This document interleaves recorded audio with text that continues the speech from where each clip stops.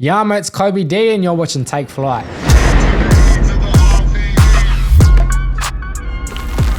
Hey, yo, what's good? It's your boy Wings. You're tapped in to Take Flight, bro. Hey, my guy, I'm glad he's in the building because, I don't know, I've seen you around for years now. We've hung out a few times now. We've talked a few times. He's just an all-round good, I can't swear yet, too early. He's an all-round good guy, bro. Kobie Dee in the building. Good to see you, my bro. Good to see you. Thank you for making the journey out all the way from Thanks for having me. Home where I didn't expect you to still live for some reason, bro. Still in Maroubra. Let's go. First question. We're going to get straight into this, bro. No, wait, actually, how you been, cuz? Tell me first, bro. I've been good. I've been busy. You know, it's, music stuff, personal life, just had another baby. Congrats, cuz. Come on. Thank you. So yeah, it's been a bit crazy at the moment, but it's been good. I've been enjoying every single minute. It's very different, from having my first child to now. Now we've got 3 kids in the house. So it's different. I've seen the growth within myself to now, and it's it's a massive part of my life. So Big Daddy Kobie is well and truly in effect, bro. You just mentioned Maroubra. Obviously, you grew up there too. What was Maroubra like around as a younger Kobie, for a younger Kobie? Because obviously it's changed a lot over the past couple of decades, bro. But what do you remember Maroubra being like back in the 90s, 2000s, I guess? It was pretty wild. I wouldn't remember the 90s. I was too early. Yeah, I was born 97. Yeah. But back when I was younger, I live in a small part called Lexo. So you got Maroubra, but then you've got Lexo, which is like the housing commission side of South Maroubra, So it's kind of like our own little suburb within Maroubra. So we call it Lexo, right? It's called Lexington. Yeah. And you've got your shops, and then you've just got the flats and stuff surrounding it, and the park at Coral Sea Park, which is where I do my block parties. And so when I was younger, that was it was a bit of a rough area. All of Maroubra was a rough area to begin with, But Lexo in particular, I think there was just a lot of drugs. There was a lot of alcohol and a lot of stuff that I was exposed to early on in my life. And, so it was pretty wild. It was pretty wild when I was younger, but it's definitely quieted down a lot, like a lot of places has. Over these days, yeah. But I just remember there was just never a dull moment, There's always something going on, and, it was exciting. It was fun. It was especially as a young fella and you're growing up and you're first starting to get into, I don't know, going out and drinking and partying, and there was always some shit like that going on, or, fights, or, just shit going on that was exciting. When you're young, you're excited to be around the chaos, I guess, kind of thing, bro. Yeah. Well, we're still on early topics, and I know you've done a shitload of interviews in the past or talks before, but again, Take Flight audience don't know who or what they know about you. Your raps process, bro. Where did it originally start for you? The whole music world and you getting into it, that is. Well, I was about 10 when I first started rapping, and I reference this in my raps, but I first started off listening to Eazy-E, I'd listening to rap before and stuff Tupac, Snoop and all that kind of stuff, but it was something about when I first heard Eazy-E, it was a moment for me of, it was my mum listening to it. My mum was listening to Eazy Does It. It's he was once a thug from around the world. And when I was younger, when I was at that age, just the start of the song was funny to me. It was it's bitch, shut the fuck up. Get the fuck out of here. Yo, Dre. And then when he says that, I used to just stop it because I was fuck, it's funny. And I never listened past that. Never listened to the actual song. And then one day my mum's listening to the actual song and I'm thinking what the fuck's my mum listening to? And then I don't know if it was because my mum loved it. My mum was showing me this is what I used to listen to. This is my music. I don't know what it was, but it was I took an interest to it straight away, and there was something within me that was just fuck, I want to do this. I want to write my own rap, and I went straight into my room and I wrote my first rap, and it was copying fucking shit that I've heard or speaking about shit that I definitely shouldn't have been speaking about at 10 years old, but that's how I first got into it. I went out and I showed my mum and I was I wrote this rap, and she was impressed that I could actually rhyme and put words together. But she was yeah, you can't be speaking about that stuff. You got to tone back on the lyrics, bro. Yeah. Early lessons from mum. Even still today, I'll show her songs and I'm swearing and that. And she's can you just take out a few? Yeah, could you just not swear as much? And I don't even really swear. I was going to say, I don't hear it all too often, if at all these days. Maybe it's my mum's influence of Shout out, mum. Yeah, shout out to mum. The Sydney rap scene is heavily influenced out west as of late. West and southwest, obviously. You're from southeast. We'd call it southeast, right? Were many of your friends in Maroubra rapping back then? Look, we're all freestyled. Like everyone, like, you know, there was a lot of my mates we used to just get like when we were smoking yandy and stuff like that. Like we'd sit there and we just go in big freestyle circles, you know, we'd be drinking and it would just like put a speaker there, put a beat on and we'd all freestyle, you know. But for me, it was different because then like I'd do that, but then I'd go home and I'd still write, you know, and it'd be like an everyday thing for me. And I think it was a lot of people like, even like fellas that we hung out with that weren't rappers would just jump in and just freestyle just for fun, you know? That used to be the vibe back in the day, I feel. Yeah. And it was like, but in as far as like seeing actual like people committed to like making like recording and stuff like that, there wasn't much to go off like that. We had MC Buns, who's from my area as well. Merc Mason, I remember Merc Mason back in the day. You know, Kid Mac, you know, like we had people to go off, but their scene was heavily like, you know, Western Sydney. Of course, like, depending on the time period too. But yeah, Southeast obviously wasn't the centralized place for it all. So like, yeah, when I was younger and it was just like we listened to a lot of Cursor, like Enter, like, you know, like, and there was, for me, there was always, that's why I always say Southeast, like not always, but I a lot of the times reference Southeast because I feel like so much has been Southwest or West Sydney, you know, it's like, for me, I just want to represent and I want to put on for my area. So yeah, that's why I hold my area on my back so much, you know. Come on, bro. That's I actually was going to talk about it at some point, but you said it yourself right there. You mentioned Cursor, Enter, who we just saw walk out the door.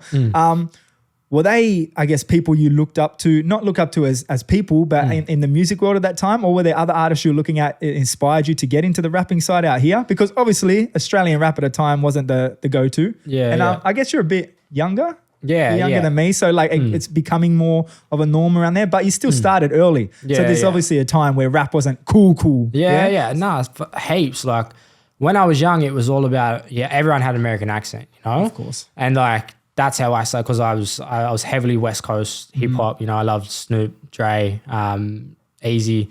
You know, like all these rappers. So I was heavily influenced by that, and everything was with an American accent at that young age.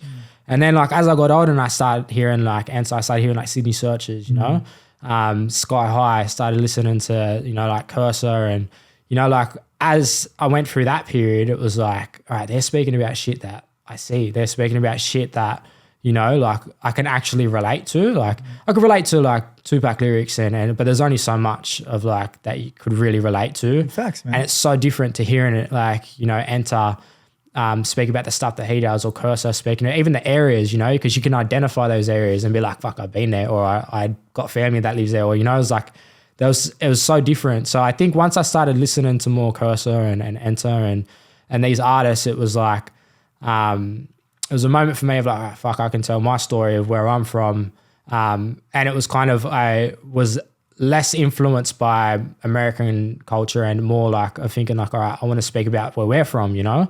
But it wasn't until I met Sky High. And like before that, I was still rapping in an American accent because a lot of people would be like, fuck, like, what are you rapping for? Like, so many times, like, people would ask me, like, what are you rapping for? You're not American, this and that. You're not going to make no money off it. Like, all those fucking things I used to hear back in the day because it just wasn't, you know, we didn't have many of people that really made it in the rap scene. And it wasn't until I did a show, I think I was like 15 or 16, and I did a show and Sky High was on the same show. And I come out and I was like, fuck, like, I get to rap in front of Sky High, you know, someone that I've looked up to, you know, and so I did my set and I looked around and she wasn't there. And I come off stage and I'm like, fuck. And then she showed up just before her set. So she was obviously on later than me. And I watched her set and I was like, fuck. And I was like, I can't just let this opportunity go. And as she left, I chased her out the front and I was like, Sky, like, can I do a freestyle for you? And she's like, yeah, go. And then fucking all the kids that was with me as well, like everyone just circled her and my mate spat a beatbox and I just freestyled for her on the spot. And she's like, fuck. She's like, yeah, mad. And then walked away. And I was like, whoa. I was like, we're two from here anymore. Whoa. Is that it? And she's like messaging me on Facebook. I was like, sweet. I think she just wanted to get out because she got mobbed. Like everyone was like mobbing her. Crazy time period. Yeah, and she got mobbed out the front, and then I messaged her. I messaged her straight after. I said, "Yeah, what'd you think?" And she's like, "Come around my house." And I was like, "Fuck!" And this is when she was living at Glebe, and so I went around there, and like, you know, like even just like first going in, I was like, Schemo was there, you know, Matty J was there, you know, and it was like, fuck, I've grown up listening to Sydney Searchers, you know, so it was like just a moment for me of like, fuck, I'm really sitting here with like Sky High, Schemo, and so immediately like the American shit, I was like, disappeared. I was like, that's got to go. And then like I started like just using my own like, and I was still young. I was only 15, you know. And it's like I thought like, fuck, I know what kind of artist she is, and I know like she's so authentic, you know, and she's like straight up about who she is, all that stuff. And I was like, fuck, I don't want to come off like I'm imitating American rappers or anything like that. So it was at that moment, she doesn't even know that too. She for all she knew, like that's just how I rapped to begin with. But I went in there with my raps that I already writ and just spat them in my normal accent, you know. For the first time? I'd done it before, but for the first time of like publicly, I guess, you know. Because like at the time, like, yeah, people would, I just felt like, you know, an American accent sounded better, you know. And so I started rapping just in the normal accent, and then on from there, I just started doing more stuff with Sky. And it would have turned into more, and I would have kept doing it. It's about my own shit at that age. I was only 16 too, like from about 15 to 16. And I kind of dropped off from the music for ages. But Sky was like a massive, you know, the shit that she taught me, like even writing process and like different ways to think of how to write. Like she used to tell me like shit like words are like puzzles, and like yeah, like especially like with the melodies and all that stuff, and like piecing those words in with that puzzle. I don't know, just shit like that got me thinking. And you know, we'd sit up like fucking for ages, like just making music. You know, she was a massive part in my early stages of my career. So that's hectic. Have you kept in contact to this day? Because I saw her pop online like a few weeks ago. Yeah. Well, I never know when she's online and stuff. But yeah, like every now and then, like we'll message and we'll speak with each other. And over the years, it's like, yeah. And like even just a few years ago, like I sat in she just come over in the studio and like just chilled, and, you know, like, so we definitely still got a connection. And yeah, she was just a massive part in like my early stages of my career. Yeah. That's hectic, man. Before I go on to the next question, I have to read this one properly. I need you to clear up some confusion here, all right? Yeah. On your first official release right now, the first line, right? It's between me, Kev, and Google. We have 3 different ideas of what the first line says. We're going to start off with Kev. Yeah. And I think it's very obvious, and I know I'm right, but Kev thinks I'm a Southeast king, right? Yeah. Me, it's a Southeast thing. Yeah. Google, I'm a Southeast demon. What?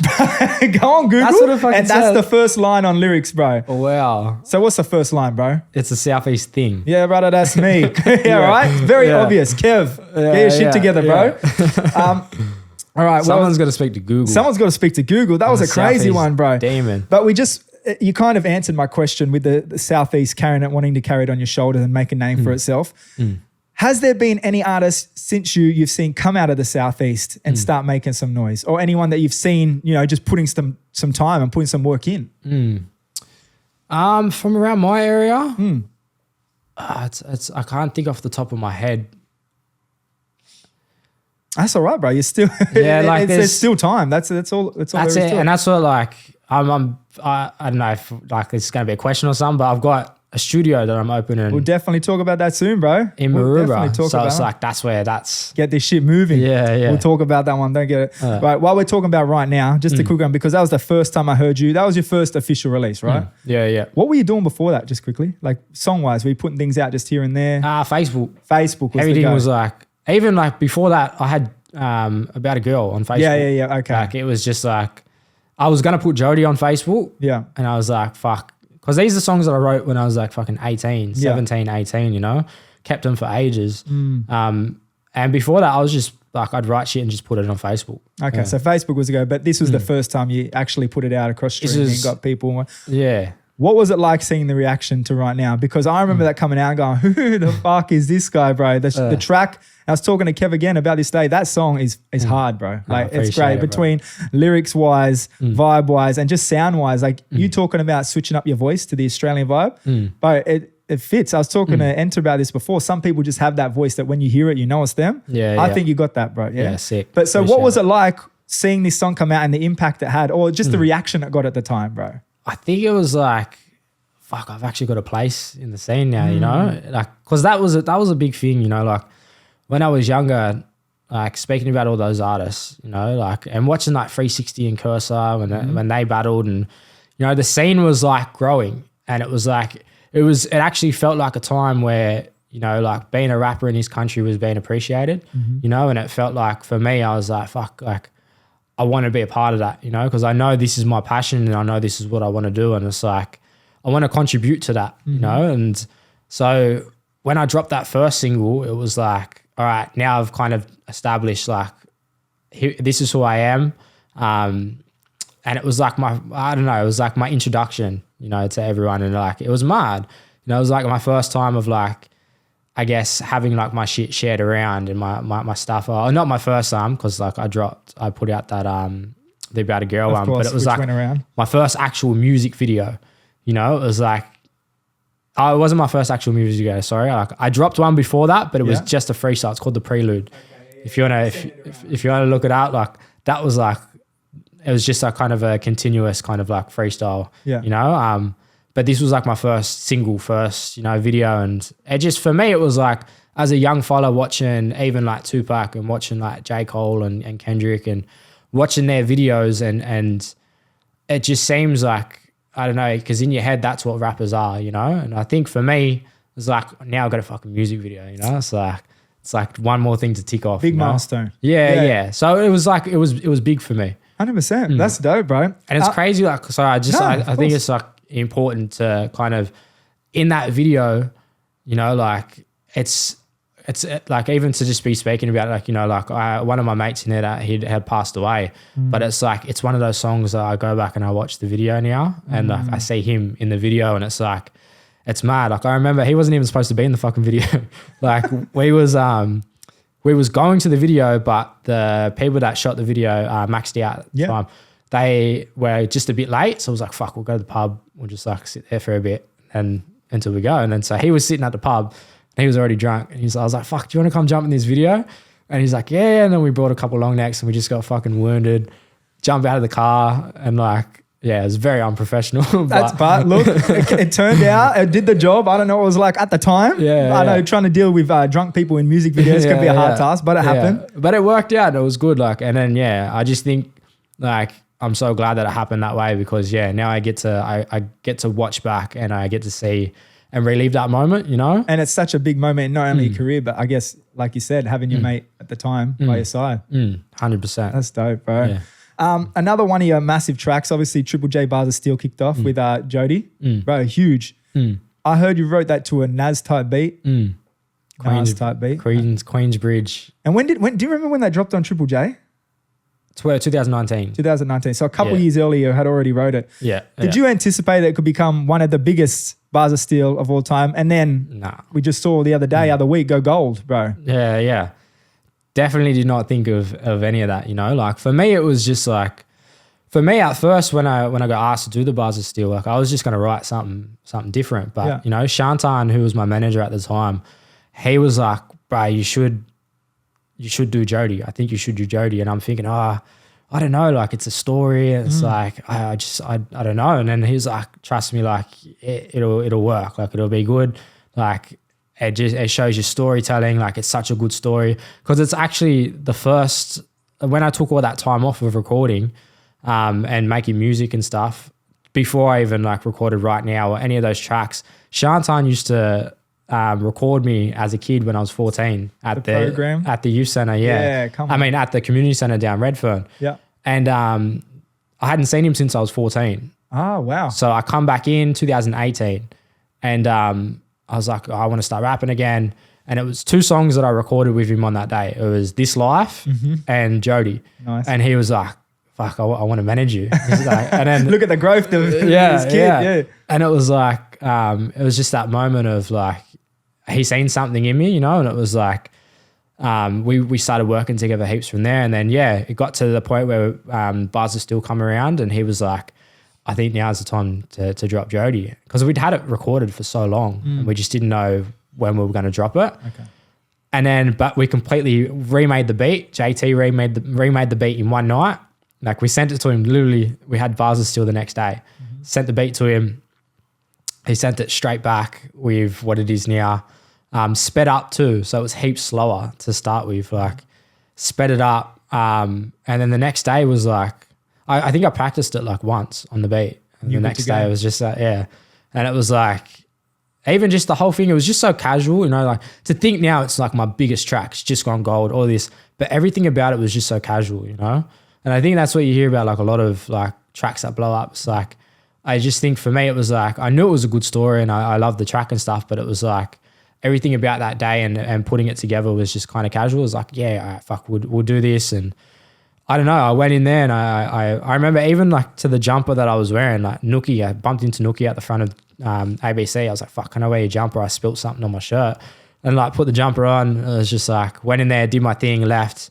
And then fuck, when it dropped, it was like, it was just such a change. Yeah, see you later, bro. Yeah. So that's your only gold record so far? Only gold record so far. What a gold record to have bro. About a Girl's not too far off. So. Come on, catch up. What was it about the track that you heard from people that you think resonated so much with everyone, bro? Because that's definitely what happened. I think like, cause fuck, I wanted to speak about like, cause I was at a point as a young fella and like growing up, I've always been a part of like youth services and stuff like that. And I got the opportunity because I was always been a part of Wave Youth and Community Services. And through them, I became an advocate for this campaign called Just Reinvest. And it was about putting money into programs like the early intervention programs, like youth centers and stuff like that, instead of locking young kids up.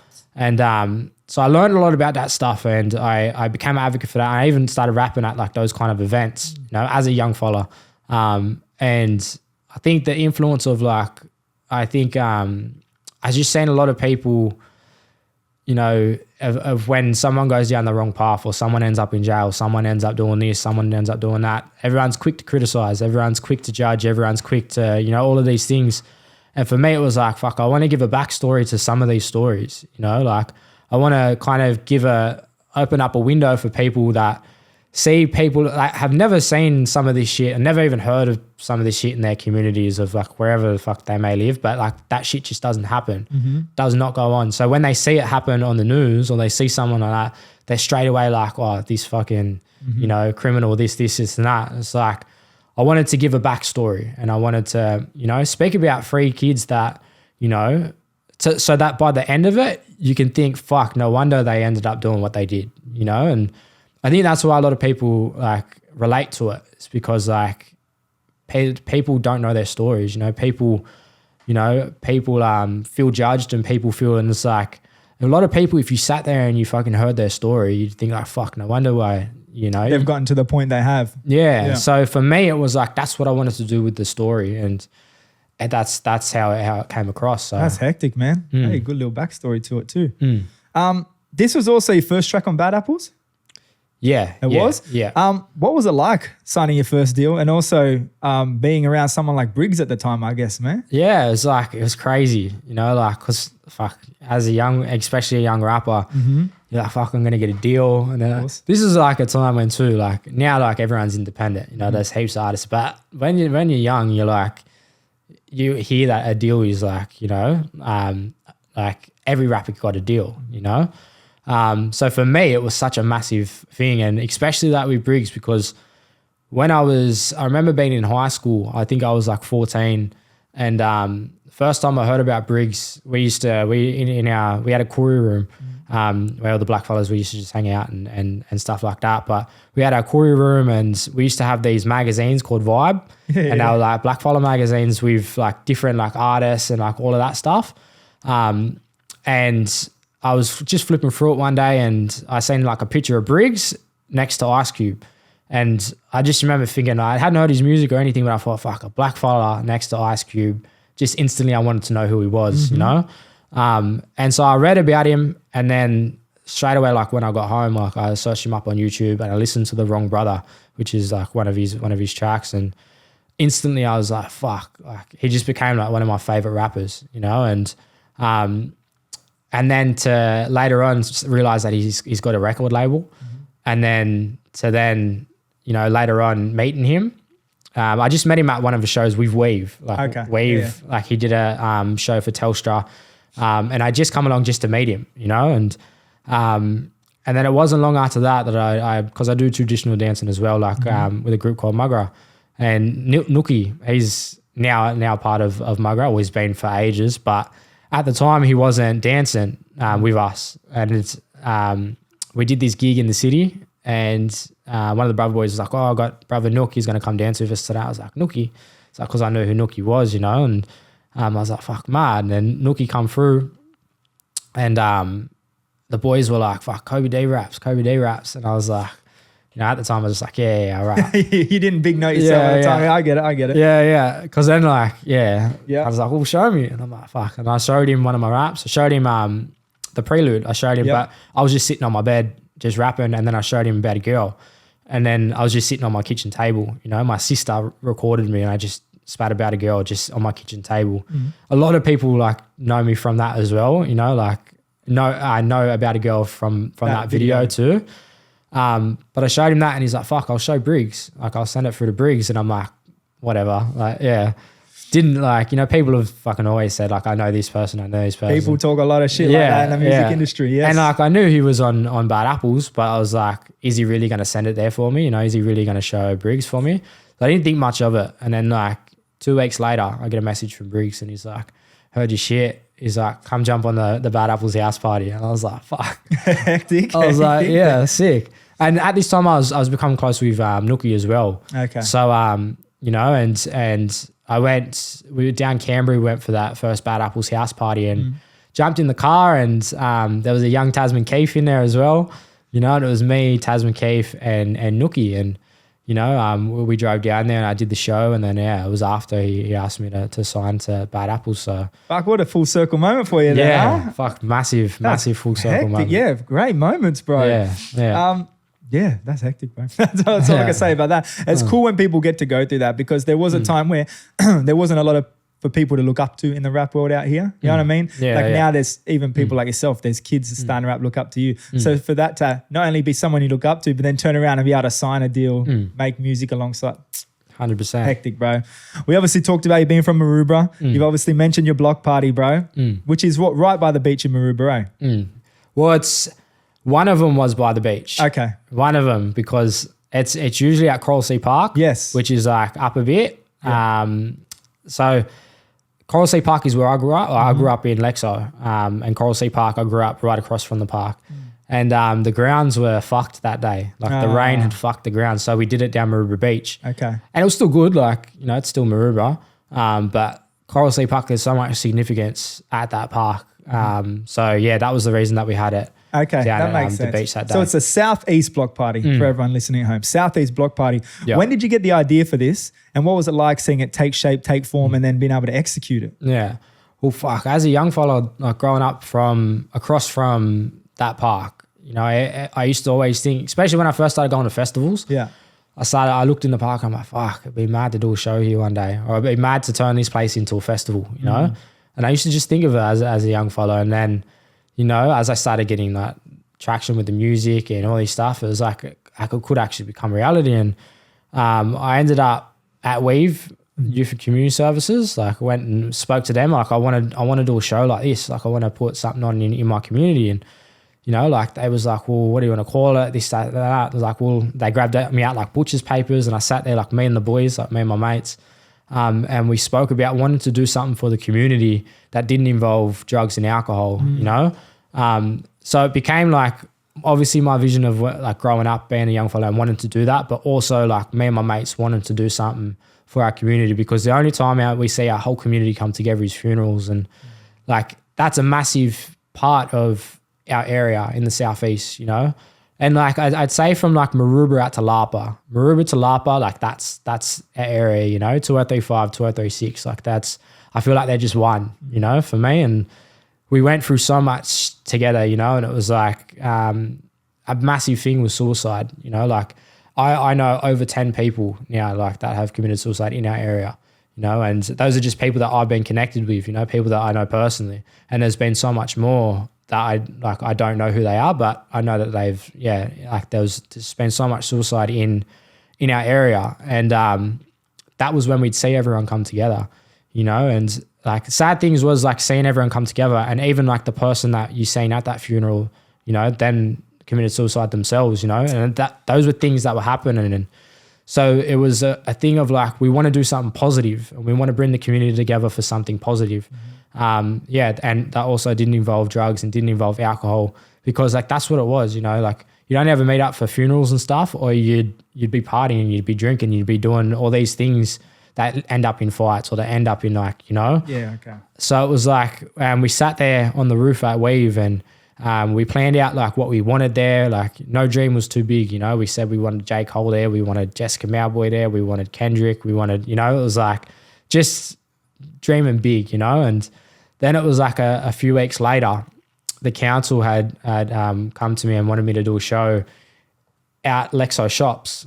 So like just out the front of the shops, and I'd done a show there before, and they just block off the street. And it was kind of like a little show, but we kind of thought like, fuck, this is our opportunity. Like if we could do this, but like ask them, like, can we choose the location, and can we, because at the time there wasn't much funding at all. Like they were just going to have a little stage and stuff like that. So it was like, if we get funding, can we kind of like say and get permission of where to do the show, and kind of like in collaboration with the council, of course, yeah, of like, can we turn this into something bigger, you know, because this is a dream for me, and this is like we only just spoke about this not long ago, you know. And so now it was like, we've got the chance. And they was a bit like, even like, oh, because there was 4 weeks. It was like, we've got 4 weeks. Oh, to kick it off. Yeah. Like, how are we going to pull together funding like that quick? And it was like, so they were a bit weird, but like my manager, she's a hustler, you know.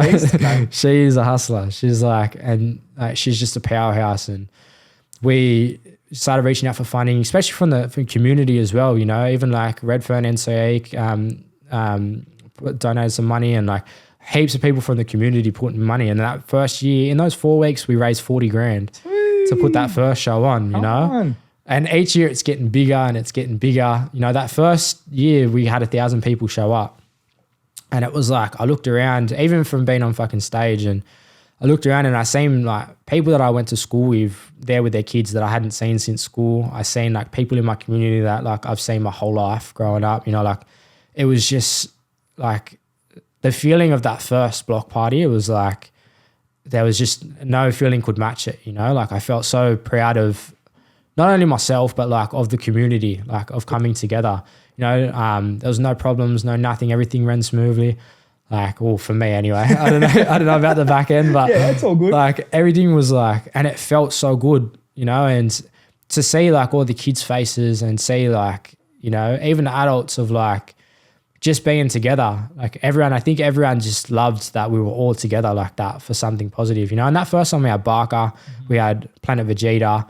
You know, Little Arts, who like I've had on every single one. Like we had like, you know, good fucking artists to bring together. Like, and it was just such a good vibe, you know. And every year since that, it's just gotten bigger and bigger. And you know, the second year we had to do it down Maroubra Beach, and like it was still like, but I think the significance of that park, especially like, because when I was younger, one of our friends, Mel, she actually committed suicide in the park, in the playground behind it, you know, so which is now, it's called Mel's Park, you know. So for the significance of that too, of like, you know, it's like that, especially after that, you know, it was like, it's everything that happened after that just became, the area seemed like so dark, you know, like because of so much pain that the community had gone through. So then to do this right there in that park, it was like, it brought a whole different vibe to the park, you know.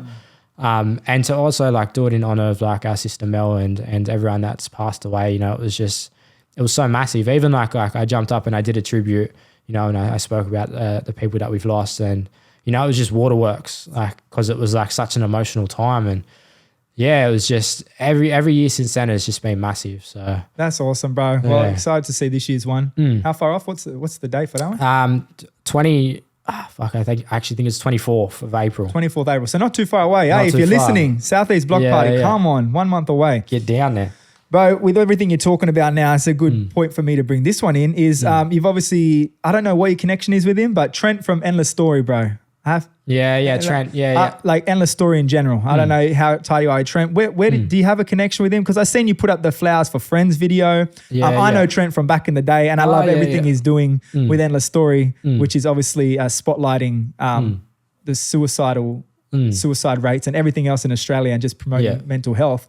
Did you have was there a link there or? So I've never met him. We haven't met, but he reached out.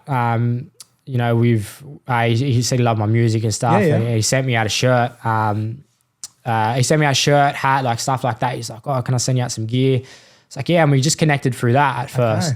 And then, when I seen him putting more stuff up about like suicide and stuff like that, then it was like we started talking a bit more, you know, and because obviously, like, we could relate on that, and like even like from Bondi all the way out to Lapa, you know, like it's been affected by suicide, and you know, so we connected through that. And then with the Flowers for Friends, so Oscar Doan, who we did it with, so that's one of my good mates. So like I've grown up, you know, like me and him used to box together, like that's my like stable mate, you call him, like you know, he was like, me and him grew up boxing together. So and he's another fellow, you know, he's lost a lot of people by suicide and other stuff, you know, like even just within our friend group, you know, like we've lost so many people. So when I seen him collab with Trent on that, you know, it was like, like I felt so connected to that. And, you know, that's why I did the post and stuff, because I was so appreciative for these two brothers coming together and speaking about something so important, you know, and then to that whole concept of give your friends their flowers whether they can smell them is like so important, you know, I think. And, you know, like, like I said, like just to see them two together and to do that was massive. Awesome, bro. Well, for those that are listening or watching at home and don't know, Endless Story, clothing brand, do good things, like you said, for suicide awareness, mental health. Shout out Trent, shout out Oscar, who was involved in the give your friends flowers while they can still smell them. Hectic little thing. Go check them out, bro. Come on. Yeah. Talking about Maroubra, Lexo Beach. Well, no, Lexo near Maroubra Beach. Just down the road, final stages of the studio. You just mentioned it before. How far are we in the process of you building this studio? And you got to tell me a bit behind it, because I've heard whispers, but I don't know exactly what's going on. Yeah. All right. So in terms of being finished, like we're only like, I'd say 3-4 weeks away. Oh, you know, like, close. Yeah, close. So it's been in the making, like, for about a year now. And like the building that we got, like there's been a lot of renovations and stuff like that. So it's taken a while. I thought it was going to be done already, but it's taking... Things take time. Good things take time. But like with this, it was like I started doing out workshops with Nakama Arts, who are a part of TAG, which is a technical audio company. And, you know, they started sending me out to do workshops, and I started doing stuff with Nakama Arts, with P. Smurf as well, P. Smurf and Chris Hammersmith. And I started going out and doing workshop stuff with them in places like Burke. And like they built a studio over there. And when I started doing these sessions and stuff, I was just talking about, you know, I was already wanting to do my own, open my own studio. You know, we're already speaking about that. And, you know, they was like, oh, well, like, if that's something you want, like, we're happy to help you out. And, you know, they was like, oh, we'll fund like the first 6 months and stuff like that, like, and help you out there and like just find somewhere where you want to go. And was like, and we was sourcing out funding and stuff like that as well. And just like the more talks and the more workshops I did and the more, you know, the more like I started doing stuff with them, they was just like all on board, you know? And so now we've got a building, and, you know, it's like, you know, like I'll be running workshops. I'll be, you know, I've got a podcast room in there now, you know, like all for the community, you know, that can come through. And it's like my main goal with this is for young people. I want young people to come in and learn how to make music, whether it's producing, writing, you know, even like small management courses or, you know, like even like this stuff, you know, like I want these young fellas, because the scene's growing so much, it's like it's what we didn't have when I was younger. Facts. You know, so I want to be able to create the resources and the opportunities for these young people to go and learn, because you don't have to be a rapper to be part of the scene at the moment, you know? And it's like there's so many people like, and it's like going back to even like when we was younger, there wasn't a lot of rappers, 100%. And it was like people used to put me down for rapping, and a lot of people that used to put me down for rapping are trying to be rappers now, and like there's so many people that I didn't even know rapped when I was younger, and it's like that are now rappers, like, and it's like, it's mad to see. But when I was younger, I think people just didn't see a future in it, or it was looked down upon a lot, You was looked at as chat if you like wore TNs. You was looked at as chat if you like did all these things that are now part of the culture so much now, and it's like, it's just so different, and it's like, when I was a young fella, I think if we had these kind of opportunities, these resources, I think the scene would have been, like there'd be more people from the Southeast at the moment, That's hectic, bro. And it's good to hear exactly what you said, bro. It's little things like that. It's not even little. It's a big thing. You got a whole studio getting put together. But it's infrastructure all around that helps an entire scene grow, right? So being able to get people into those positions where they're learning production or even management is a good one, bro. Because people need help in the back ends of things. And not everyone, and there are a lot of people who are trying to be managers who just have no clue. So that, bro, it's hectic to see. So what's the vibe around opening time? How do people get involved? Or even like kids, is it just like a drop-in thing? Or that's to be discussed? Yeah, so like I don't have a date where it's going to be finished yet, because it's like it's forever changing. Like, like there's still more stuff that's got to be done.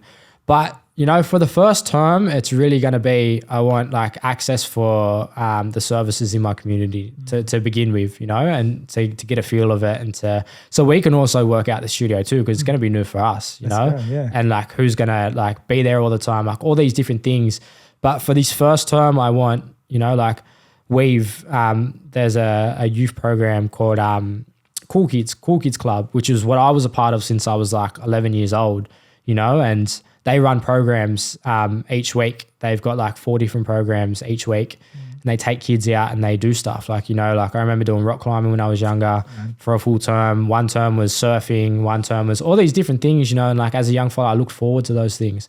I look forward to doing those things in the afternoon. And just even a bit of backstory of like Cool Kids, like Cool Kids, before at like, even at my school, I think there was like a 40% like absent, like or whatever you call it. Yeah, like, absentee list or something. Yeah, heaps of kids that just weren't going to school and shit, And then Cool Kids, part of the thing was if you wasn't at school that day, you couldn't go on the program in the afternoon. And like the attendance rate shot up to like 90%. Like, kids were going to school because we wanted to go to these programs and we wanted to do these things, So that's another reason why I think like these programs like and these early intervention programs and stuff like are so important, It's like gives like young people something to look forward to, and it also shows us what else is out there, and outside of our community, and so they're the services that I want to be able to come in and do workshops and stuff like that to begin with.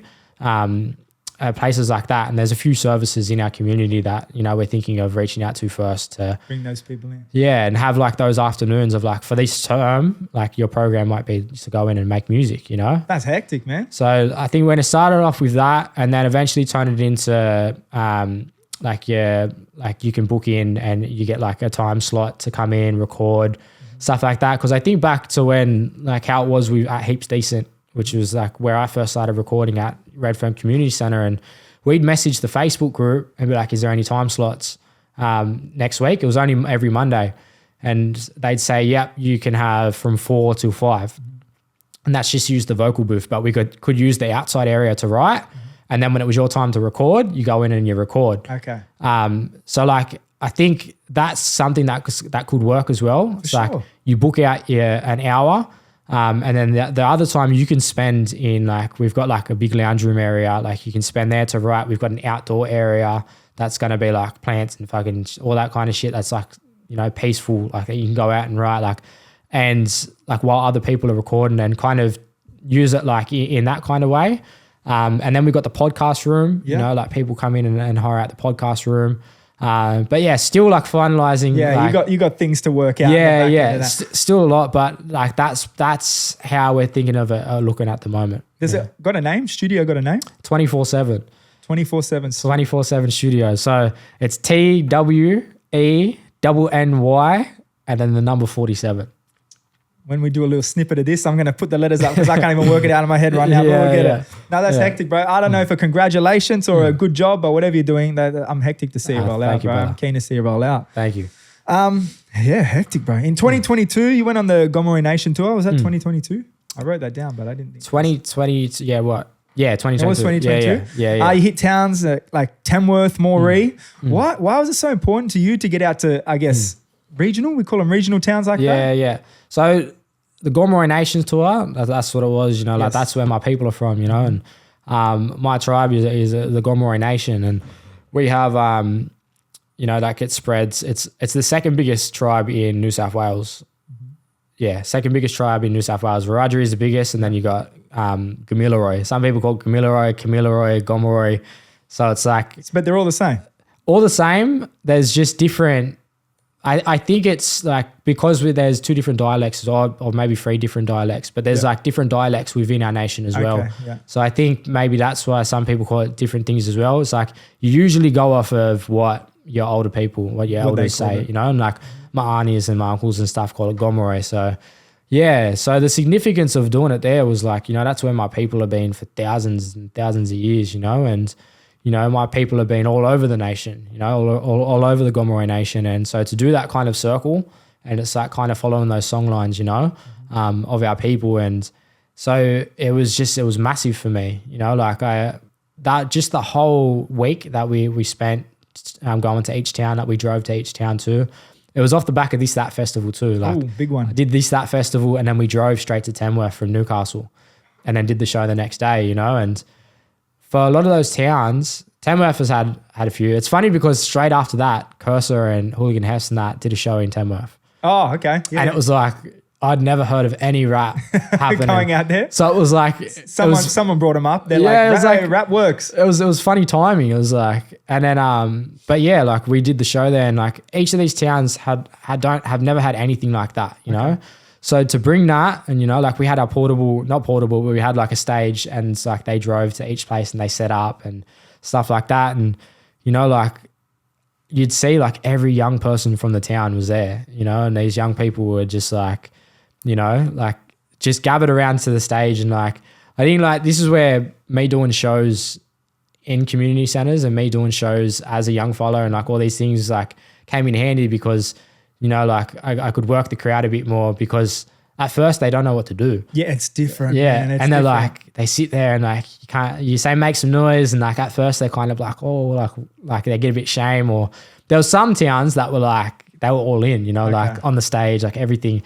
But some towns like it took a bit more to get the crowd into it, But there was just, so much significance and so much, like there was so much happiness that was on that tour, and I think the feeling of like, walking with my ancestors through my country and carrying on like my song lines of today and my stories and our stories of today and carrying them around my nation just as my people did thousands of years ago. Well, not thousands of years ago, as my people were doing like only just a few hundred years ago, to carry on that tradition and to feel that spirit of my people that whole time. It was, again, like a feeling like no other, And to finish, we finished in Moree, which is where my people are. So my people are from Terry High. No idea where that is, not going to lie. Terry High is like 40 Ks out of Moree, which is where a lot of families are from that are now in Moree, because Moree wasn't a town before that, Like it was where a lot of people were, when the town was being built, a lot of people were being taken from their like traditional lands, and then, like we ended up in places like Moree and stuff like that. So Terry High was originally where my people were from, but a lot of my family live in Moree now. So that was the significance of ending in Moree. And that was a Moree block party. So that was in collab with Just Reinvest as well. At the Shea Academy. And, that was for me, like the finish of that was fucking massive. Like we had Enter come down as well, 111, Nookie. And it was just like, fuck, like this is where my dad lives, like my dad and my nan and my pop. My nan and pop, they passed away now, but my nan was alive at the time. And, my dad, I didn't grow up with my dad, like my dad left when I was about 6 years old and I met him again when I was about 14, So didn't have much of a connection with him growing up, and still even after that didn't have much of a connection. We still like we've had a connection. Like I'd go up there and I'd spend time up there, and I moved up there for a bit when I was 16, and so like we've had a bit of connection, but it's still like even when I was living there, he wasn't even living anymore at the time, and so like there's still there's that connection, but it hasn't always been the strongest, and so for me it was like I didn't think he was going to come. I didn't think he was going to be there. I was like, fuck, I just didn't hold any hopes for it. And then so to see him come on the day and he stayed there the whole time, it was like, fuck, that was a massive moment for me. Kind of like, like my dad's never really showed up for anything that I've done, so, but for that, he was there. And my nan was there, like my nan, she was, she was living up the road at the time, and, my whole family was there. That's awesome, and bro. Like, growing up, a lot of people, when I went back to Maroubra for that first time since I was a baby, when I was 14, there was a lot of family members that didn't know who I was, like didn't even know I existed. Okay. It was crazy for me because I'm like meeting like cousins, like close cousins, uncles, aunties and stuff. And I'm like, yeah, I'm Brian's boy. And they're like, fuck, I didn't know he had a son. I was like, so for me growing up and then to now doing this at coming back Maroubra, and doing it in the town. And everybody knows who I am now, Yeah, that's crazy. And like I'd spent time over there over the years, so people started knowing who I was and stuff. But this time, like every black fella from the town was there, and everybody that knows Maroubra knows there's like Maroubra gets a bad rap with like crime and stuff like that, and drugs and alcohol and all that stuff. Like it's a bad rap for that stuff. And that event, there was no drugs, there was no alcohol, there was no fights, there was no nothing, and it was like my dad said it to me. He goes like, fuck, I've never ever seen an event like this and there's no fights, no drugs and no alcohol. He's like, I've just never seen it. And I think even from that, like it changed the relationship with my dad. And, like I think we started talking a bit more, and so our connection's even a bit different even from then, So yeah. And all from music, mate. Yeah. All from music. Yeah. Good stuff, bro. You're doing good things. Hey, is there anything specific you took away from those towns or from those people during the journeys to any of the regional remote communities? Anything you've like really taken notice of while you were there that you like might have kind of stood out to you?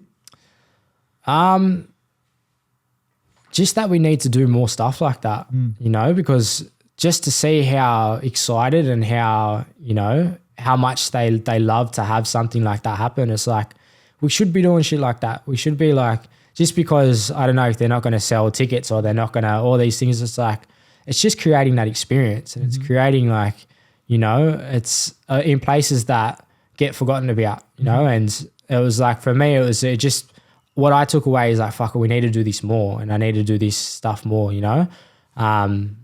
But yeah, there was a lot of things I took away from that tour. But that was the main one anyway. That was the main one, yeah. Hectic, bro. Hey, before I go too far, because I know we're talking about it off camera, but you just mentioned Enter being up there at the block party before. Yeah, yeah. Or block party? No, it wasn't called a block party there, was it? Yeah, yeah. It was called block party too. Sorry, yeah. Yeah. Where did the original link between you and Enter? Because when I had him in here before, he didn't say it on camera, but he said, I told him you'll come. He's like, yeah, sometimes I just give him a call on the phone. And I was like, so he's a tight. Yeah, yeah. Where did the link between you come from? Yeah, I've got about 5 numbers of him in my phone. Yeah, no, fuck. Like it started, like I did a show with Sesk and Lux like years ago, me and Nookie. I think I was like 19 at the time, 19 or 20. Did a show with them, and Enter and Gravy Baby come along, and growing up and listening, fuck, I bumped Holy Water back in the day, and like, so then to have them both there, and I was like, fuck, I jumped up and I got a photo with them. I was blind drunk too. It was like definitely wasn't my best set, but yeah, like I met him there, and then after that, when I dropped more songs and I put out stuff, like he just messaged me about, fuck, that was a mad track, bro, and but he'd go into like, oh, fuck, I love this track, bro, because, and then he'd go into why he relates to it and all this stuff. And I'd be like, fuck, he's actually a fan of my music, and it was like, he showed genuine like love for my music, and to me it was crazy, cause fuck, I grew up listening to Enter, so it was like, yeah, it was just crazy for me. And it was like, it was another point where I felt inspired to keep doing what I was doing, because if I've got someone like Enter, you know, reaching out to me saying he loves my stuff, like I must be doing something right, you know? And it just started like that.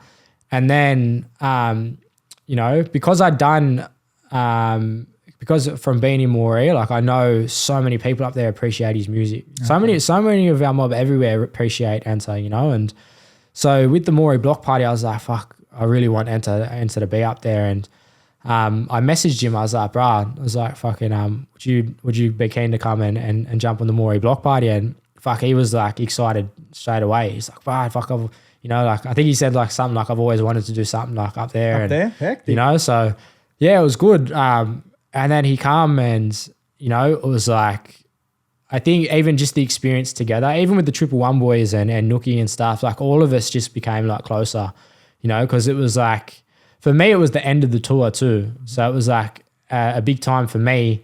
But for them, they've never been to somewhere like Maroubra. Yeah. You know, this is a place where there's not many people.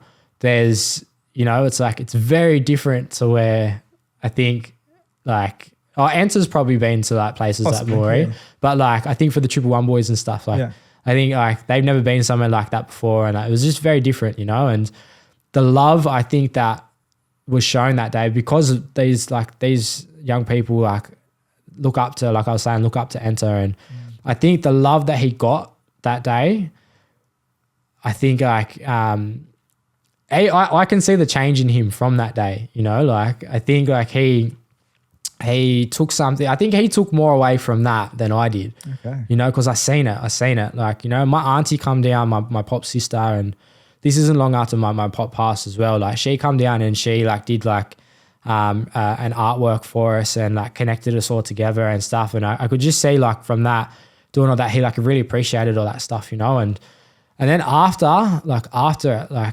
yeah, like we just talk, like he just call me up and like just, you know, check in, see how I'm going. And, you know, like, fuck, he's someone that I've always got time for, you know, like. That's hectic. And he's like one of the only cunts that will call me up and just check in, you know, and just sit there and just like have a conversation, you know. And it's like, he's a full genuine follower, you know. He's like, yeah, he's like, there's not many people. I was going to say, it's good to find those in the music world, bro. 100%. And that man can have a conversation, bro. 100%. He can definitely have a conversation, bro. Yeah.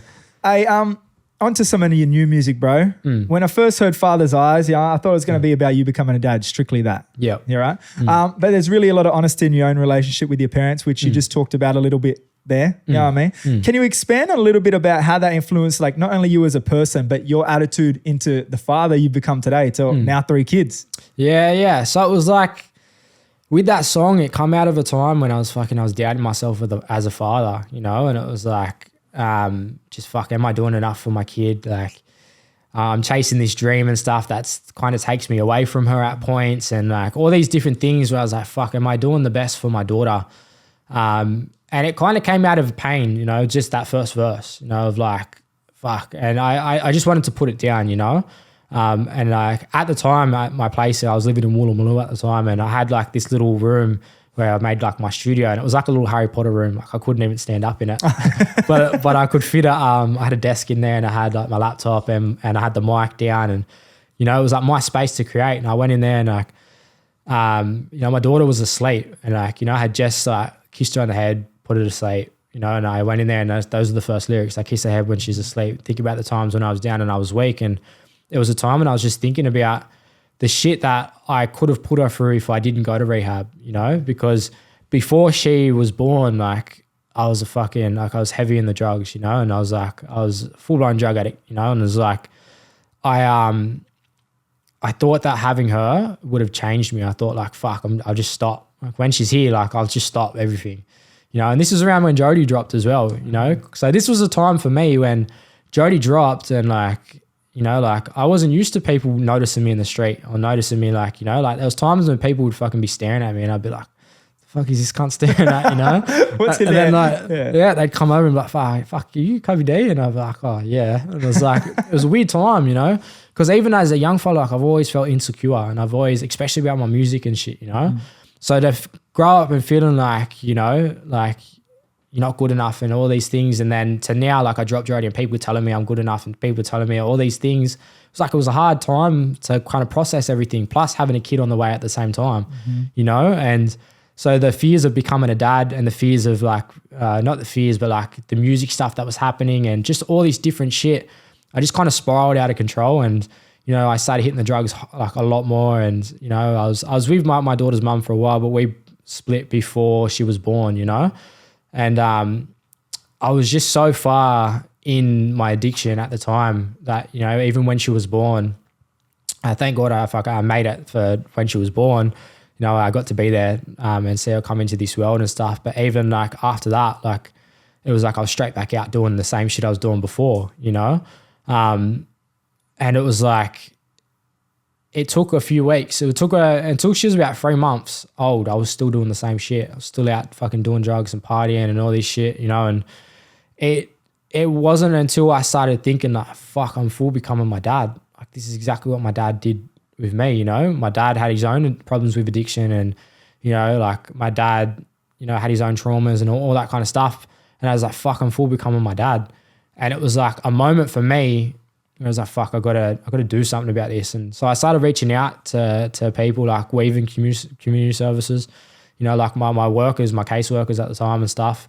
I was seeing a counselor at the time as well. And like, I just reached out and said, fuck, like I'm addicted to drugs and like, I don't know if I can stop and I want to. And, you know, and it was at a time when like, I was sober, you know, so I was like, I could reach out, but then I'd go out and I'd get back on them. And then it was like, they were trying so hard to like be there for me, but I was so like, oh, I do want to stop, but then I don't want to stop. Like I do want to stop, but then I can do it myself. And, you know, and like, so they booked me into a detox.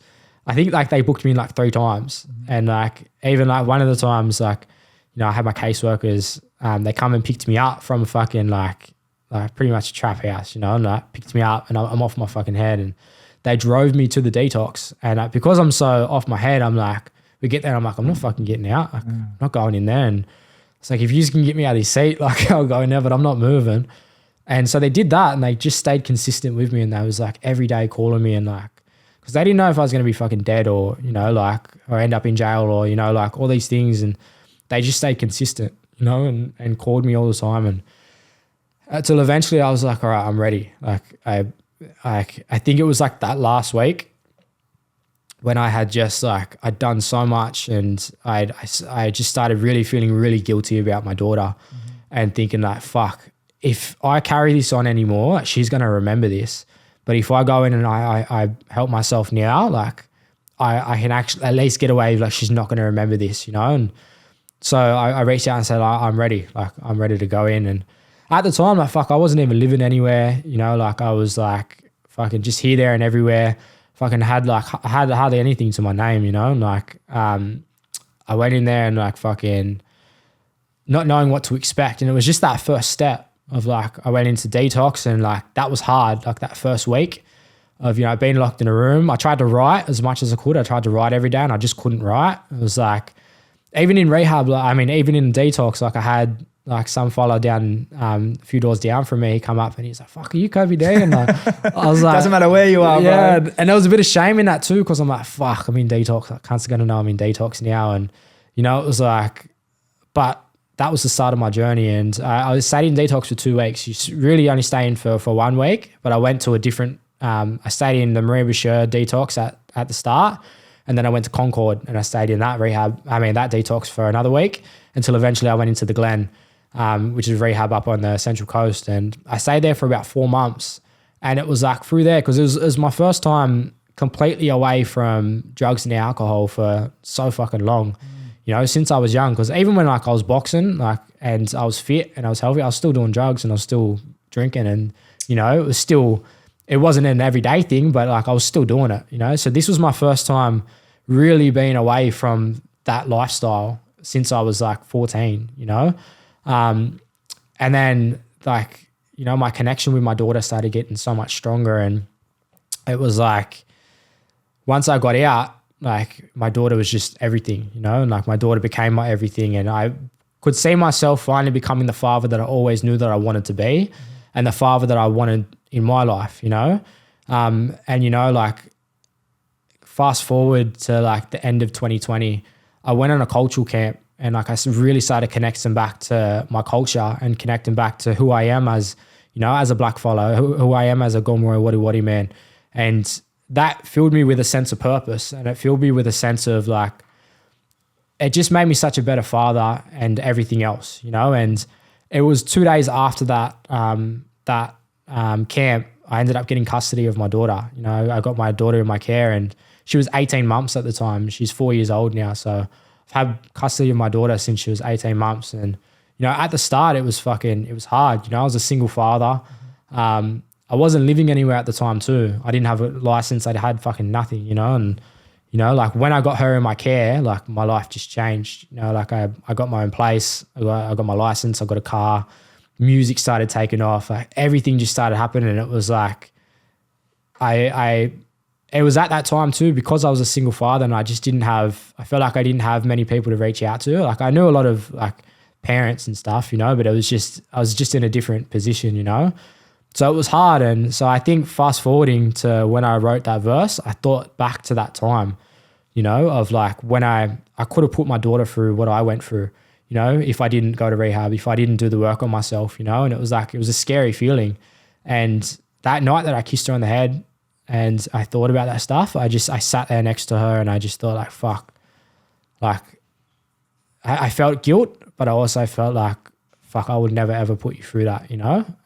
So that's where the first verse I appreciate you into. sharing all that. I'm not going to lie. I didn't know probably 80% of that, to be honest. So that's crazy little story, but also just shows for people in general that reaching out to people can help no matter how long it takes. There are people who will put in the work to get it done at the end of the day. 100%. Yeah. And it's just that first step, you know, like fuck, it was the hardest thing was the fear of not knowing what was going to be on the other side. Yeah. Because I'd always lived that lifestyle, you know? So the fear was like, I don't know. There was just that fear. And I think it's the same for so many people that want to get help, but they're just scared to take that first step, you know, or they're scared to go to rehab. And I think it's also like, I was at a fucking really good rehab, you know, like the Glen's the best. Yeah. Like if there's any men out there and women, they've just opened a women's rehab as well, the Glen for women. Like, that place changed my life, you know? So I think it's finding, because like you can get it wrong sometimes too. Rehabs can make people worse sometimes, you know? It was what I've heard from like different people's experiences. But for me, it was like changed my whole life. That's awesome, bro. Awesome to hear, bro. The Glen's going to use that as a promotional tool just there, bro. Bees, hey, well deserved. He got to you to hear, mate. I'll always be an advocate for the Glen. Like that place bro. Changes lives. It's good to see you doing so well. How good are kids, bro? How good are kids, bro? The best. You know, I've got a stepson. I've got a son now and a daughter. You know, so like there's three kids in the house. What's it been like? It's been challenging, of course. Like, of course, it's challenging, but it's been like the best learning experience as well. And also to do this, I get to do this over, you know what I mean? Like I was talking about with my daughter, you know, for that first, when she was a newborn, one, I didn't know what the fuck I was doing. And two, like I was fucking off my head most of the time, not around her. Like whenever I'd have her at my mum's, like, cause my mum, like, you know, she had 4 kids, that she was a mother, you know, so how to get things done. She'd like, you know, like, cause even like I'd only ever come home when it was my time to have my daughter, you know, when she was like a baby, and I'd come back to mum's and I'd stay there. But even like throughout the night, she'd wake up for a bottle, or she'd wake up and she'd cry, and like I'd try to put her back to sleep, and she just kept crying. I'd be like, Mum, I'm like, I don't know what the fuck she's crying for. Man, that like, stuff can send you crazy too. Yeah. And at the time I couldn't calm. Mum used to always tell me, she's like, she can sense when you're not calm, like, you've got to be calm. And I couldn't calm myself down, you know?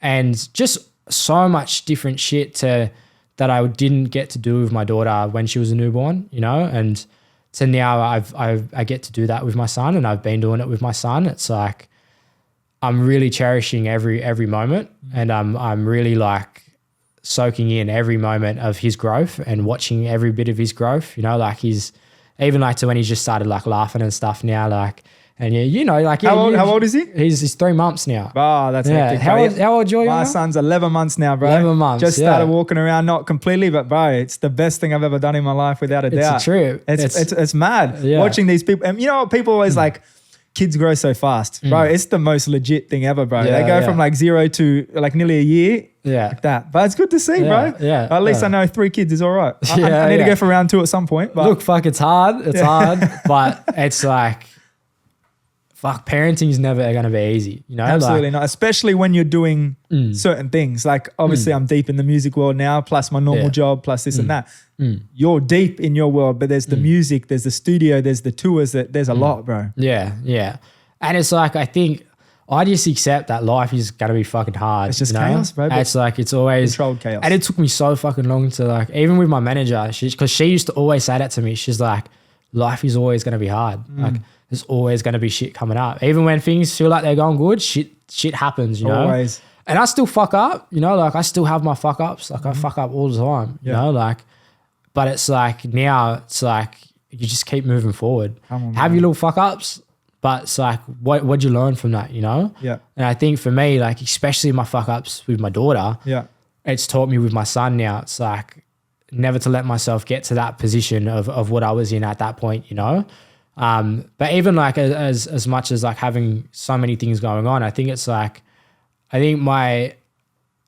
for me, like it's all connected. Like, my music is connected to my family, you know, like even though at times I've got to separate them and like you have to separate them, Of course. but it's like, it shows you my music's always about my family. My music's all bro. about, you know, so it's like, they all connect with each other, you know, and it's like, yeah, it's fucking hard, but like life's hard. Like you just got to keep moving forward. It's a good hard in the end. Like you think of the things you got, you got a happy family. You got this music, you got helping people out around the country. Yeah, that's it. How can you not be happy with what you're doing, bro? 100%. Another new track, that was all about Father's Eyes, but just we moved on. Statistic came out January 26th, obviously, not too long ago, bro. Where are we going with this? The song talks about, you know, life expectancy, overrepresentation in prison, a lot of shit that a lot of people don't hear about unless it's spoken directly to them, right? And you obviously have an audience that might not hear about it all the time at times, right? Yep. Was there a moment when you realized that, I guess, obviously because you use it as the word, that you couldn't be another statistic and that made you go, all right, it's time for change? Yeah, definitely before I went to rehab. Okay. You know, like, because there's so many points where I could have ended up dead, you know, I could have ended up in jail. And there's like, I think before going to rehab was like, fuck, I'm going to end up in either two of those places, you know, and that was my moment of like, fuck, I could become another statistic, you know. But it was like with that song, like how I open it up with like, picture yourself being 10 years old and having vision stuck in prison. And it was like, because I just remember being as young as 10 and like, especially like the stereotypes of black people going to jail, you know, and hearing those stereotypes so much and those stereotypes becoming so normal that as a young fella, you think, well, I'm black. Like, am I going to end up in jail? You know, it was like, I think so many people relate to that. And like speaking to non-Indigenous people about that, like, you know, and I was speaking with JT who produced the track and speaking with him, he's like, fuck, he's never experienced that, you know, and it's an experience that I feel like I wanted to speak to because it's our experience, you know, of that fear of being a kid and thinking of jail. You know, it's not fucking normal, you know, and I wanted to speak about that. And as we got into like writing the track, and at first it was to a completely different kind of beat. Like it was like sounded completely different. And then there was just that, the piano at the end, like in just one small bit, there was that. And I looped it and I slowed it down a bit. And then I spat the rap over it again and I sent it back I was at home. I sent it back to JT. I was like, fuck, this is what I want the whole song to sound like. I just want it to be this small section. So it was like completely different. That's the most perfect thing you could have done too, bro. Yeah. The impact it gets just from that sound over the whole, It just hits harder. 100%. Yeah. And like, cause for me, I'm a big thing with my music is not being too much going on. Yeah. You know, even like with the stories that I tell, I'm straight to the point with things. 100%. Because like, I'm like, I want you to get the full story, you know? And like, I just didn't want so much going on. I want you to hear everything that I'm saying and get every word, you know? So for that one, I wanted to pull it right back.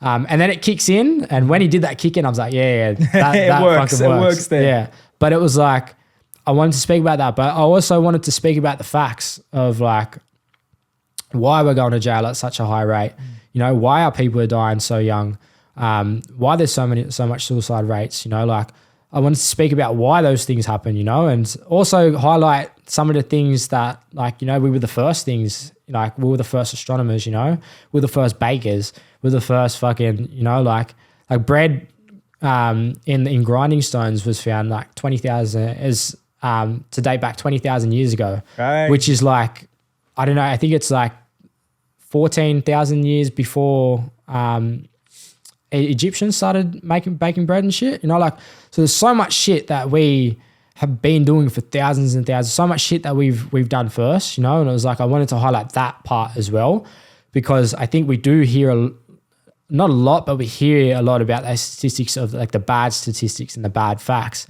but I also wanted to level it out with, you know, some of the other stuff, you know, and like, that's why like I try to go into a bit of depth of like, you know, took our fathers, never knew if they'd be sin again. And like, it's because like, that was a lot of the plan is like, take the fathers out of the house, lock the men up, take them away. And it, like, that breaks down a family because we know how important a father is in the household, you know? And it's like, I think like I wanted to highlight that too and speak about, you know, like a stereotype is that black people, like black fathers aren't around for their kids.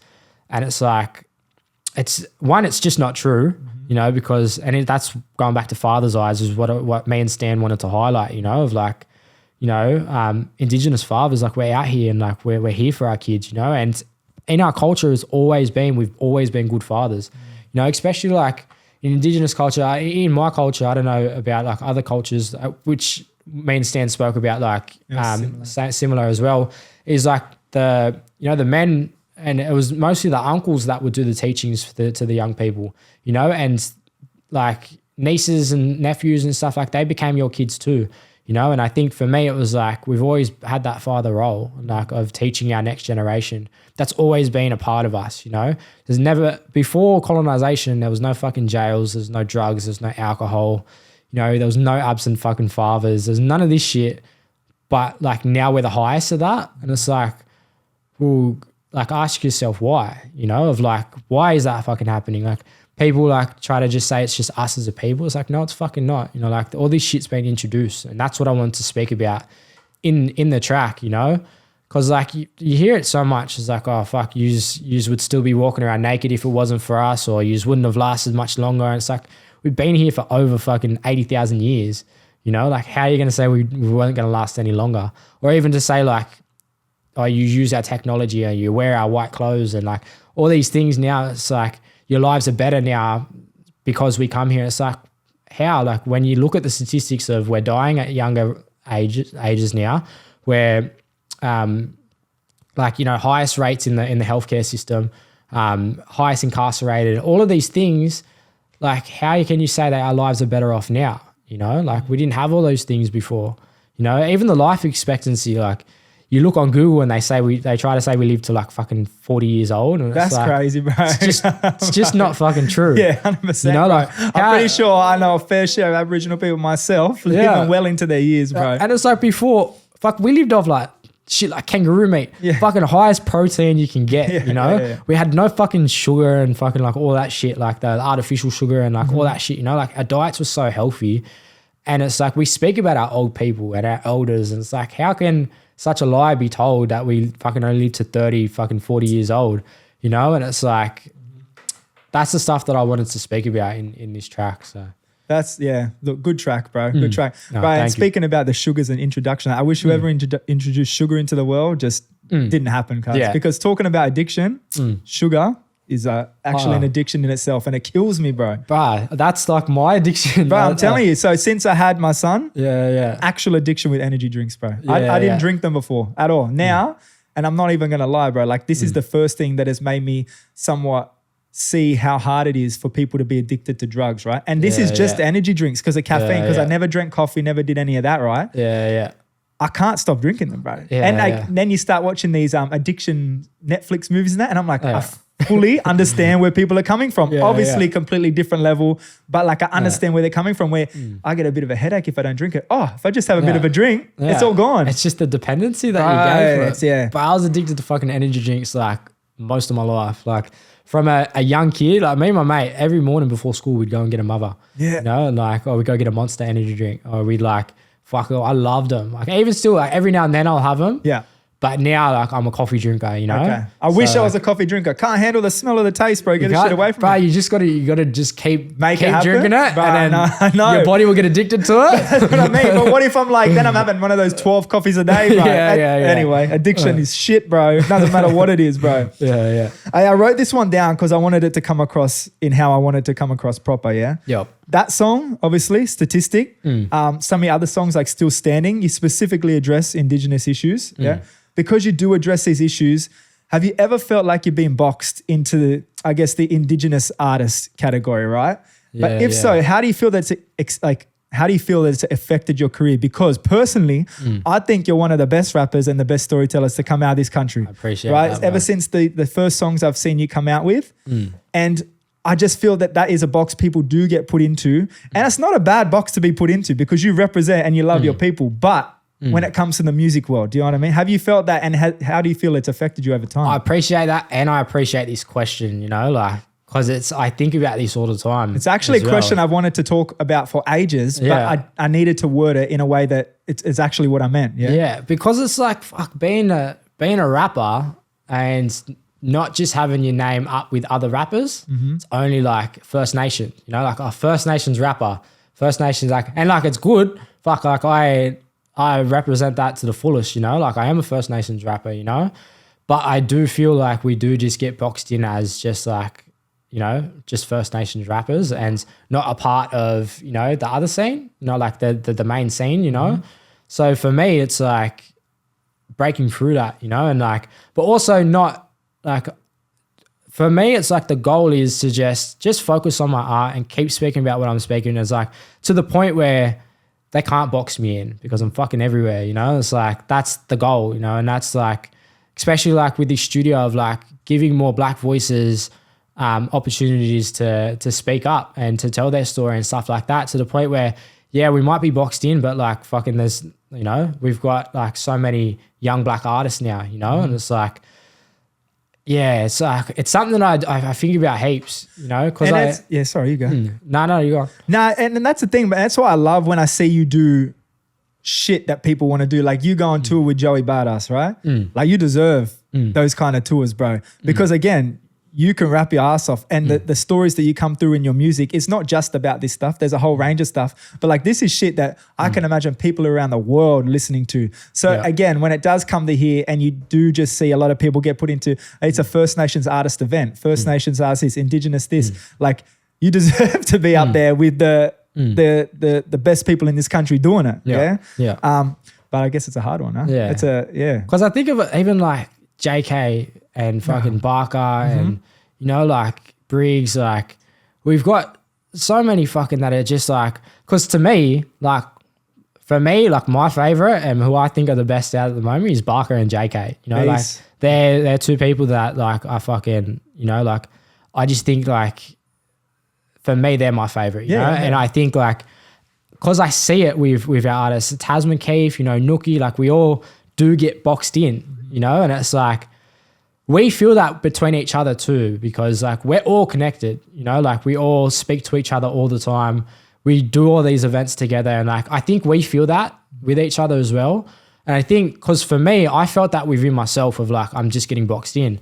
But then to see it with my peers as well, then I'm like, oh, this is actually a real fucking thing. 100%. And then even for you to ask me this question, it's like, all right, I'm not the only one that's fucking thinking like this, you know? And it's like, it's a real thing, you know? It's like, and we get boxed in and it's like, I feel like it kind of, it takes away a bit of your artistry, because it's like, why can't we just be a rapper just with like everyone else, you know? But at the same time, like it's a double-edged sword, because it's like, I'm a First Nations rapper. And you're proud. And I'm proud of that, you know? So it's like, yeah, it's a bit of a people just got to recognize and respect the talent that comes out of the country. Again, there's so many people that again could be boxed into a you mentioned them yourself, Nookie, Barker, JK47, Tasman Keith, ECB, bro. Say True God, bro. Say True God's Say True God's a beast.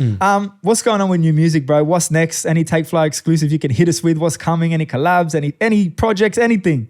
Anything. Anything? Nah. So I got a track that's dropping hopefully next month. Oh yes, new single coming. Yeah, New single. Hopefully that's dropping next month. And then the EP.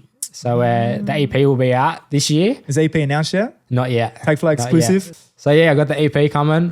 This will be my second EP. Hectic. And this EP is different. I think my first EP was like, it was a collection of music over like 4 years. Like about a girl. Was written fucking years before. It's been in the vault. Who Am I? Like all those tracks were written over such a long period of time and kind of put together like that. This one, it's kind of like I've got a concept of what I want this EP to be. And that's why it's not finished yet because I want to, there's so much more I think that I want to do to it. But yeah, it's like, I feel like this is going to be very different to my first EP, so we've got that coming up.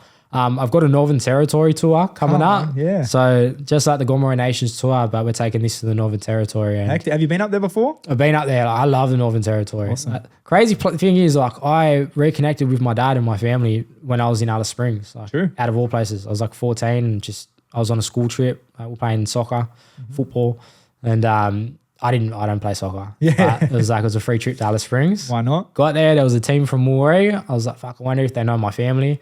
Hit someone up. I was like, first girl I walked up to, I was like, fuck, my name's Kobie Duncan. She's like, I'm Shania Duncan.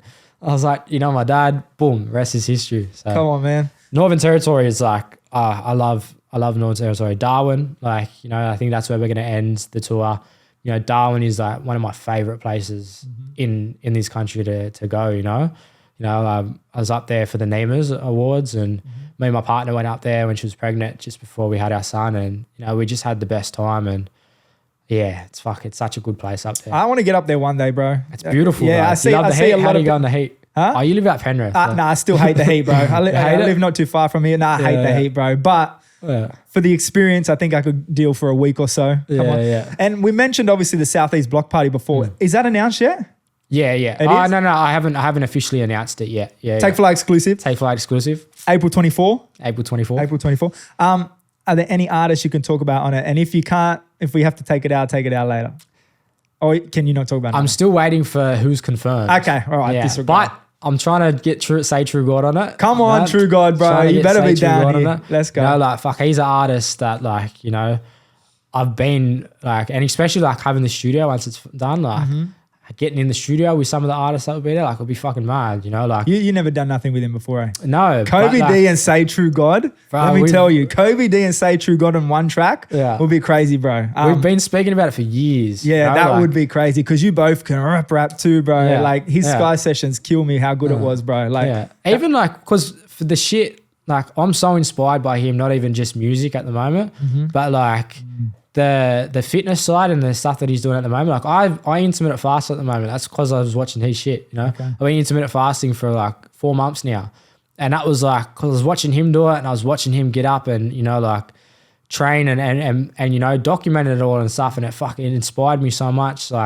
So even now, I get pumped just to watch his, the videos that he puts up, especially with his son, Bro, he's got his son working out. 4 o'clock in the fucking morning. He's going to be a beast, bro. When he's 16, he's going to be crazy, bro. 100%. I saw some big things in 2024. Yeah. Bro, we're going to finish up. Like I told you just before we got here, this is the first ever time we started doing fan questions with Enter and now yourself. Yeah. So just before we go into this, I just want to, because I wanted to say it before. No, please. How you said you've been following my stuff from day one. Yeah. But I remember when you just added me on Facebook, just Hayden Wings, right? Yeah. This is for the audience, I've really seen where you started with this, bro. And I just want to say, I appreciate everything that you're doing in the culture at the moment. And I think you just started out with shirts and I remember that day, in your post, I remember you said something I don't know where this is going to go, but I want to see how far I can take this. And bro, you fucking, you are, even everywhere I go, people ask, are you going to be on Take Flight? Or people speak about Take Flight, That's hectic to hear. And it's I was in New Zealand, I had artists speaking about Take Flight. No way. And so it's really become a kind of staple for showcasing artists in this country. So I just wanted to say a massive I appreciate it. Congratulations, and I appreciate what you're doing. Appreciate it, bro. Yeah, that's it. Yeah, funny you say that, bro. Like, so I was obviously had you on Facebook pre Take Flight, even the clothing brand. If people want to go back and find a story to it, yeah. So that was I must have just liked your music at the time, bro. It must have been. Must have been like when I put About a Girl, or must have been something about that. Because they were up on just on my normal Facebook, you know. That's whatever it was. Yeah, been connected for a while. That's why it's good to have you here now, bro. Yeah. Anyway, fan questions, bro. Let's go. This is Tian_Nara12. Don't know how to say it. What's something a fan said that really stuck with you? Something a fan said that's really stuck with me. Oh, there's so much, especially like when.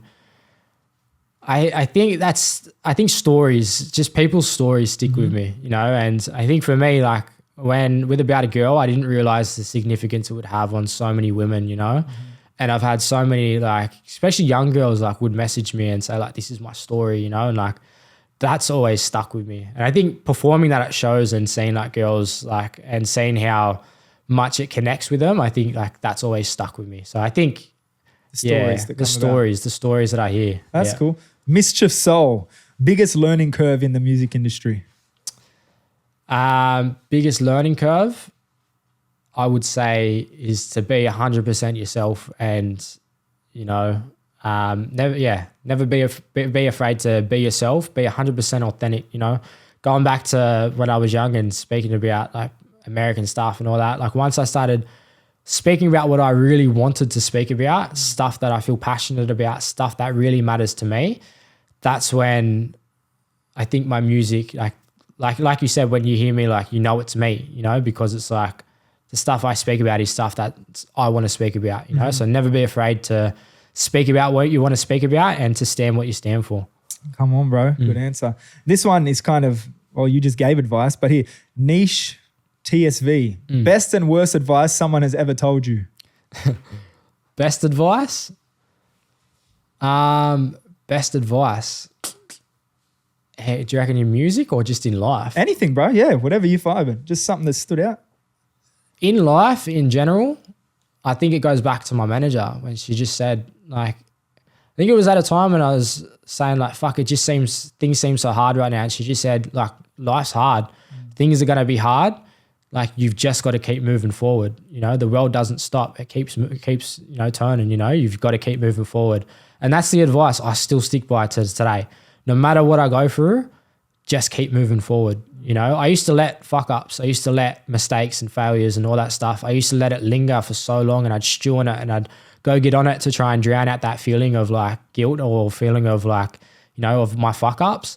To where now it's like if I know I've fucked up on something, or I've, you know, even little things, you know, I'm just like, fuck it. Like, tomorrow's going to be a better day, you know? So that's what I live by.